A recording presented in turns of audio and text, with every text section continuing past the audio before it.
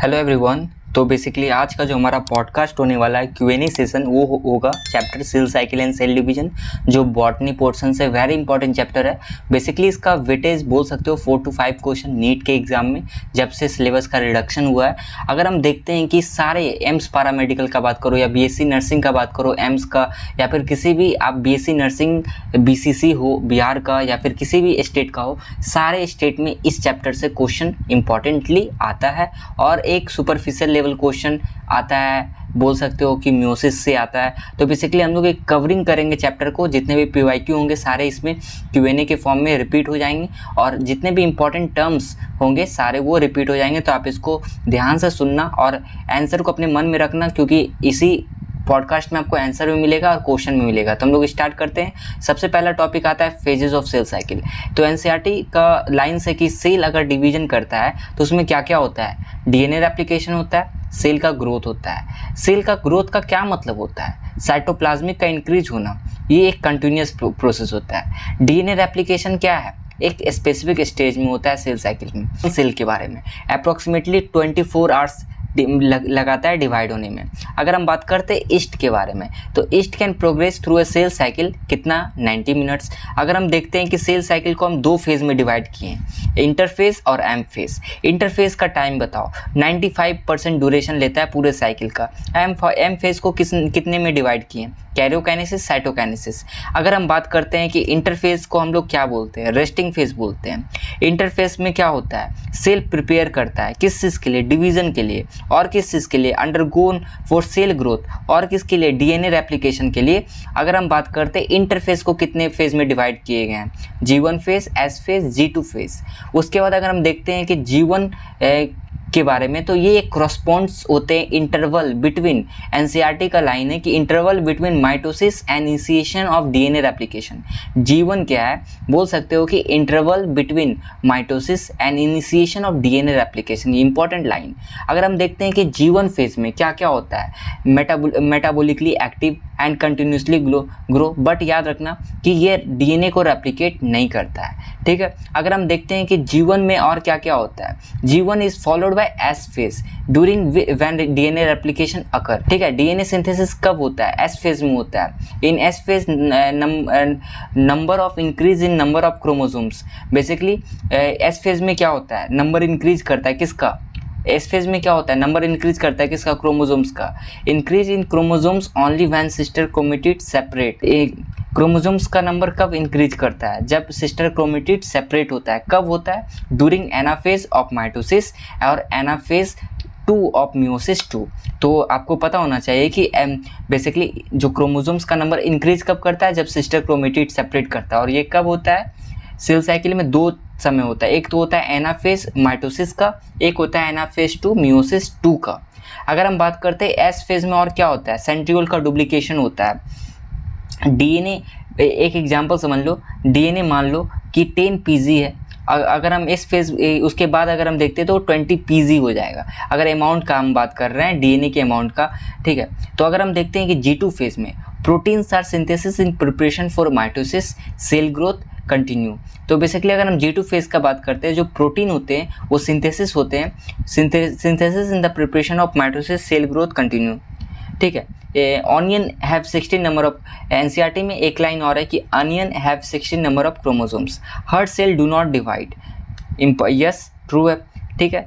तो अगर हम देखते हैं कि ऑनियन के नंबर ऑफ क्रोमोसोम्स बताओ, 16 होते हैं। हार्ट सेल डिवाइड करते हैं, नहीं करते हैं। एनसीईआरटी का लाइन है कि सेल अगर कंप्लीट करता है एम फेज को तो उसका न्यूक्लियोप्लाज्मिक इंडेक्स क्या होता है, नॉर्मल हो जाता है। अगर हम देखते हैं G0 फेज को क्या बोलते हैं, क्यूसेंट फेज बोलते हैं। Cell enter G0 phase by exiting which phase, G1 phase. अगर हम देखते हैं कि सेल इंटर करता है G0 फेज, किसको एग्जिस्ट करके, G1 फेज को। सेल एंटर करता है G0 फेज और इसमें क्या होता है कि सेल साइकिल क्या होता है, सस्पेंड हो जाता है। अगर हम बात करते हैं कि किसी भी हैप्लॉइड सेल वो डिवाइड किसके थ्रू करता है, माइटोसिस के थ्रू करता है। एम फेज क्या है, एम फेज को एनसीईआरटी बोलता है कि most dramatic period of cell cycle होता है। इसको हम इक्वेशनल डिवीजन भी बोलते हैं।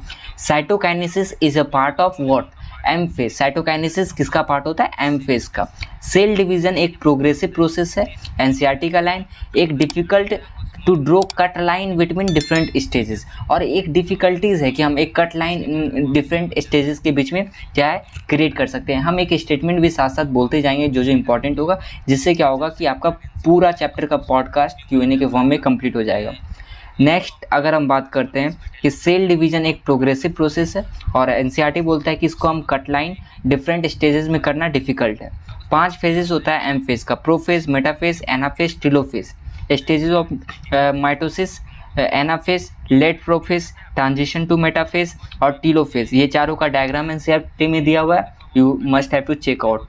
2 एस्टर टुगेदर होते हैं स्पिंडल फाइबर से और क्या फॉर्म करते हैं, माइटोटिक एपरेटस।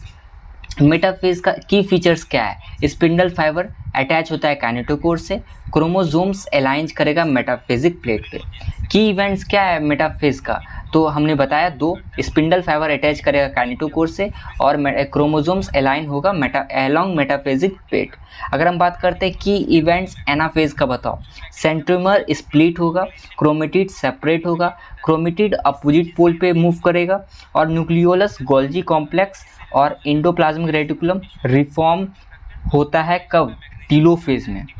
काइनेटोकोर क्या काम करता है, सर्व एज अटैचमेंट किसके साथ, स्पिंडल फाइबर के साथ। S phase and G2 phase new DNA molecules formed are not distinct, वो डिस्टिंक्ट नहीं होते, वो उलझे हुए होते हैं। वो कैसे होते हैं, इंटरवाइंड होते हैं। कंडेंसेशन जो क्रोमोसोम्स का होता है वो कंप्लीट कब होता है, मेटाफेज में होता है। Centrosomes begin to move towards opposite pole of the cell कब होता है, प्रोफेज में। सेंट्रोसोम कब मूव करता है अपोजिट पोल्स पे, प्रोफेज में। Complete disintegration of nuclear envelope marks the what, ये बताता है कि स्टार्ट हो गया आपका सेकेंड फेज ऑफ माइटोसिस। ये बताता है कि स्टार्ट हो गया आपका सेकेंड फेज ऑफ माइटोसिस। अगर हम बात करते हैं क्रोमोसोम्स को कब हम क्लियरली विजिबल ऑब्जर्व कर सकते हैं, मेटाफेज में कर सकते हैं, क्योंकि वो थिकेस्ट और शॉर्टेस्ट होते हैं। तो मॉर्फोलॉजी हम यहाँ पे स्टडी करते हैं मेटाफेज में। 2 daughter nuclei are formed in which phase, telophase, ठीक है। इस सेंट्रोसोम्स रेडिएट आउट माइक्रोट्यूबल, जिसको हम क्या बोलते हैं, एस्टर्स बोलते हैं। Disc shaped structure at the surface of centromere, जिसको हम क्या बोलते हैं, काइनेटोकोर बोलते हैं। Plane of alignment of the chromosomes is called metaphasic plate, ठीक है। मेटाफेजिक प्लेट क्या होता है, प्लेन ऑफ अलाइनमेंट होता है क्रोमोसोम्स का। Migration to the opposite pole start in which phase, anaphase. अगर हम देखते हैं कि prophase is marked by initiation of condensation of chromosomes material. याद रखना कि प्रोफेज मार्क्ड, NCERT का लाइन है कि initiation and condensation of chromosomes material. Cell at the end of prophase do not show what, Golgi complex, endoplasmic reticulum, nucleolus and nuclear envelope. तो cell at the end of prophase ये सारी चीज़ show नहीं करता। Chromosomes decondense and lose their individuality in telophase. Chromosomes decondense होगा और अपने identity को लूज कर जाएगा कब, टीलोफेज में। End of prophase is marked by chromosomal material decondense होता है to form compact mitotic chromosomes. Formation होता है mitotic spindle. Morphology of chromosomes is easily studies in metaphase. अगर हम बात करते हैं कि साइटोकाइनेसिस टॉपिक से, तो सबसे पहले समझना है कि एनिमल सेल में ये जो अचीव होता है वो अप्रेंस बाय फरो फॉर्मेशन होता है।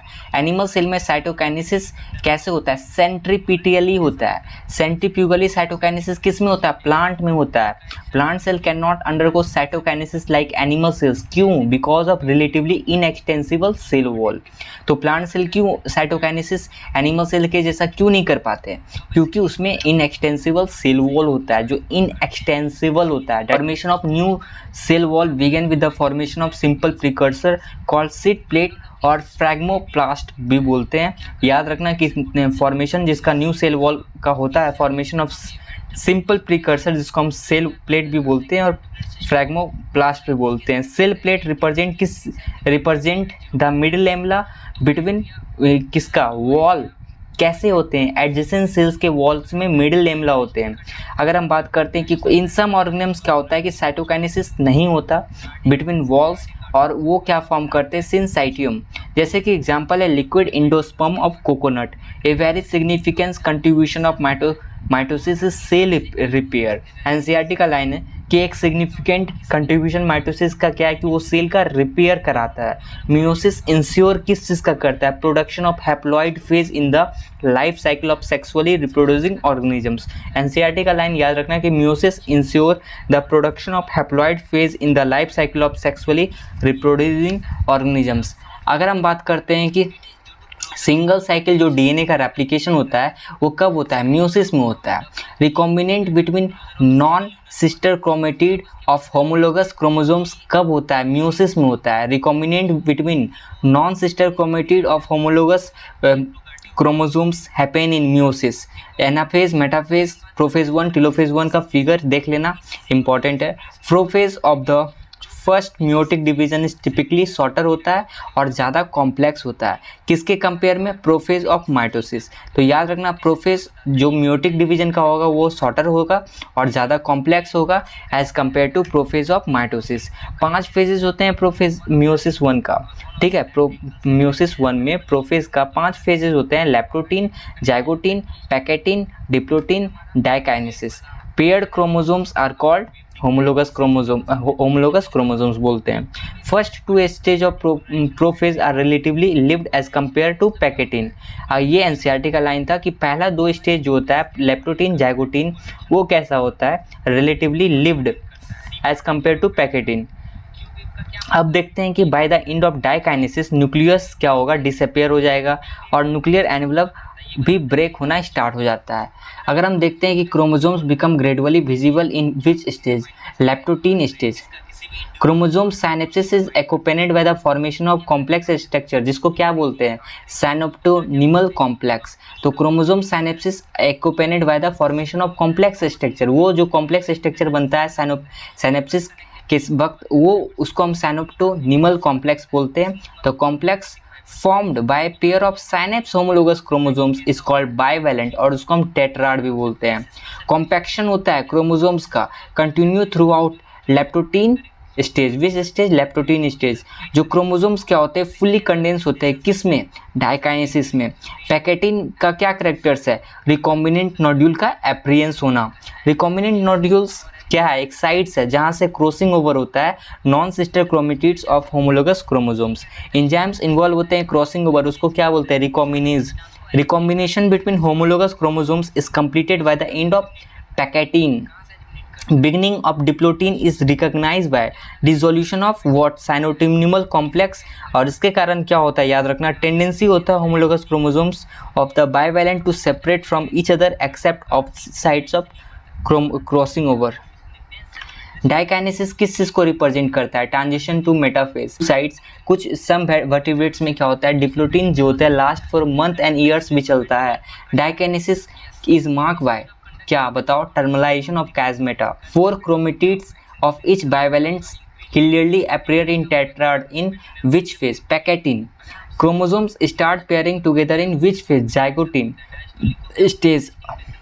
क्रोमोसोम्स स्टार्ट करता है पेयरिंग करने में जाइगोटीन स्टेज में, और इस प्रोसेस को हम क्या बोलते हैं, साइनेप्सिस बोलते हैं। एक्सेप्ट स्ट्रक्चर को हम कैजमेटा बोलते हैं, ये कब फॉर्म करता है, डिप्लोटीन में फॉर्म करता है। मियोसिस 2 का स्टेज को आप डायग्राम देख लेना, metaphase 2, telophase 2, prophase 2, anaphase 2। Metaphase 2, prophase याद जैसे याद रखना, PMTA, prophase 2, metaphase 2, telophase 2, anaphase 2। Bivalent chromosomes align on the equator plate in which stage, metaphase 1। Anaphase homologous chromosomes कैसा होता है, सेपरेट होता है। Chromosomes move to opposite pole by the shortening of microtubule attach to the kinetochore. याद रखना, no replicating of DNA occur during interkinesis. Interkinesis में किसी भी तरह का डीएनए रेप्लिकेशन नहीं होता। डायड ऑफ सेल फॉर्म कब करता है, टेलोफेज 1 में करता है। कि मेनी केस में क्रोमोसोम्स क्या होता है, डिस्पर्जन फेज में जाते हैं, उसको हम टेलोफेज 1 फेज में जाते हैं। अगर देखते हैं कि वेरिएशन क्या है, एक इंपॉर्टेंट प्रोसेस है इवोल्यूशन का, याद रखना है। टेट्राड ऑफ सेल कब फॉर्म करता है, at the end of telophase 1 as resemble as telophase. Meiosis का मैकेनिज्म से क्या प्रॉफिट होता है, कंजर्वेशन होता है कि स्पेसिफिक क्रोमोसोम्स नंबर का एक किसी भी स्पीसीज का। कैरियोकाइनेसिस को हम लोग कितने में डिवाइड किए हुए हैं, prophase, metaphase, anaphase, telophase. M phase का बात करते हैं तो ये इन्वॉल्व होता है मेजर रीऑर्गेनाइजेशन में। Each centromere radiate into microtubule, जिसको हम क्या बोलते हैं, एस्टर बोलते हैं। Shape of chromosomes is studies in which stage, anaphase. S phase mark the phase of DNA replication duplicate. तो आपको याद होना चाहिए कि period of cytoplasmic growth in G2 phase. In early prophase chromosomes इन कैसे होते हैं, फ्यूज होते हैं, किससे, न्यूक्लियर मेम्ब्रेन से। इंटरकाइनेसिस कैसा होता है, शॉर्ट लिव्ड होता है। अगर हम बात करते हैं कि 4 हैप्लॉइड सेल्स का फॉर्मेशन होता है कब, eight the end of meiosis 2। Telophase first में क्या होता है, न्यूक्लियर मेम्ब्रेन न्यूक्लियर्स रीअपेयर होते हैं। एनाफेज 2 स्टेज में क्या होता है, बेसिकली मियोसिस इन्वॉल्व होते हैं, डिवीजन ऑफ सेंट्रोमियर होता है। ये भी नीट में आया हुआ था। एनाफेज 2 में स्टेज में क्या होता है, मियोसिस इन्वॉल्व होता है, डिवीजन होता है सेंट्रोमियर में। आई होप कि आज का पॉडकास्ट आपको अच्छा लगा होगा। तो आज का ये पॉडकास्ट Q&A जो सेशन था ये आपका था cell cycle and cell division से। इससे पहले बहुत सारे कंटेंट कवर हो चुके हैं इस चैनल पे नीट रिलेटेड, जितने भी मेडिकल के एंट्रेंस एग्जाम है। आई होप कि अच्छा लगा होगा। तो आप लोग मिलते हैं नेक्स्ट लेक्चर में, जब तक के लिए ओके बाय।